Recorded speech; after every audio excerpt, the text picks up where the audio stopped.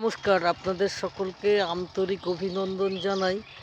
জানাই অনেক অনেক ভালোবাসা।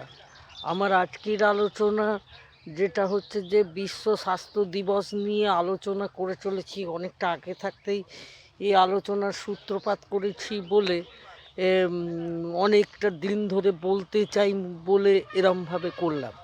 যে জন্য করেছি সেটা হচ্ছে এই যে স্বাস্থ্য বলতে আসলে আমরা কি বুঝি। বেশিরভাগ চিকিৎসা বিজ্ঞানীরা শরীরটাকে যন্ত্রের সঙ্গে তুলনা করে তাকে কিভাবে রাখা হবে, তার খাদ্য, প্রোটিন, ভিটামিন এইগুলি আলোচনা করে থাকে।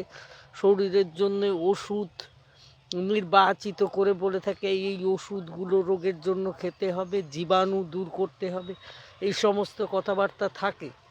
কিন্তু আমি এর সঙ্গে জুড়ে দিতে চাইছি মনকে যদি সুস্থ না রাখা যায়, মানে এই যন্ত্রের সঙ্গে মন যুক্ত আছে, সেই মনকে যদি সুস্থ না রাখা যায়, অর্থাৎ কিছুটা হয়তো বা এর সঙ্গে আধ্যাত্মিকতাও জুড়ে যাবে।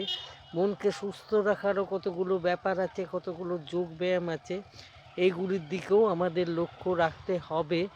এই কথা বলে এখনকার মতো আমার কথা বলা শেষ করছি। নমস্কার।